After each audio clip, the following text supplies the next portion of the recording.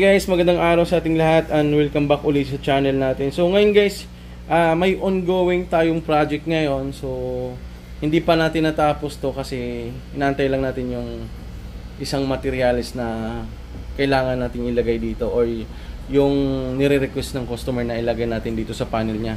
So dito guys, sa setup na to, kakaiba to sa mga nagiging setup natin nung nakaraan kasi dito gumagamit tayo ng ito guys, ito yung RCCB.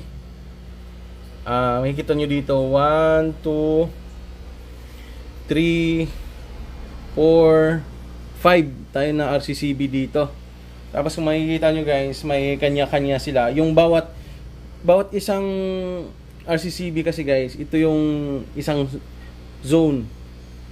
Meron tayong 5 zone dito. So bali 6 dapat lahat yan, kaso hindi na kumasya. So pinagsama na natin yung dalawang zone, kaya umabot na lang ng 5 zone lahat. So bawat zone kailangan may sarili din siyang neutral. Kung makikita nyo, naglagay din tayo ng bus bar dyan, copper bus bar. Yan, makikita nyo. Yan.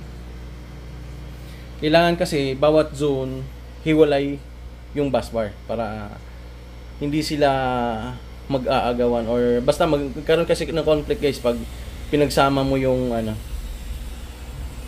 dalawang zone, magkasama yung neutral. So kaya ang ginawa natin, hiniwalay natin bawat zone ng neutral niya, kaya hiwa-hiwalay lahat ng zoning. Kailangan hiwalay yung RCCB na gagamitin natin, hiwalay din yung neutral na gagamitin natin para sa kanya. So dito sa setup na to, ang dinagdag pa natin, kung makikita nyo guys, may speedy pa tayo dyan. Meron din tayong timer. So yung wirings nito guys, hindi ko pa nagawa. So inaantay ko lang yung isang materialis na dumating para isahang wiring na, para na natin, maikabit na natin agad. So hindi na pa ulit-ulit. Pero yan, naka na yan guys, naka fix na yung mga copper bus bar natin dyan. Tapos kung makikita nyo, hindi na tayo naglagay ng submain dyan. Makikita nyo. Kasi ito kasing RCCB na gamit natin, by the way, yung ginamit nating brand dito is Huyu.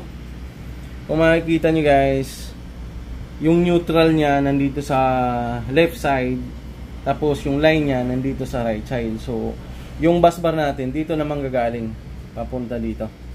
Yan. So same lang din sa ibang zone, ganyan din yung ginawa natin. Ganun din dito. So ganyan dyan. Ganyan din. Tapos kung nagtataka kayo bakit nagkaroon tayo ng ito, terminal block terminal, kasi nga marami tayong zoning na nilagay.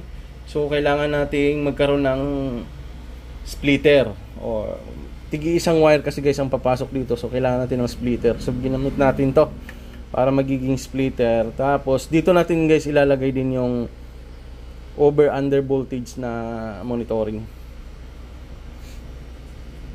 Ayan.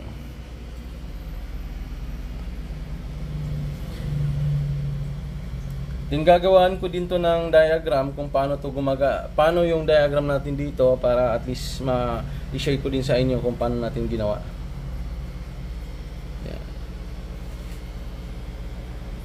So, siguro sa ngayon, yun na lang muna. At least may kunti akong pasigilip sa inyo kung ano ba yung ongoing na project natin ngayon. So, halimbawa, pag may kayo guys, hindi naintindihan, or abangan nyo na lang guys yung full video natin dito sa setup na to.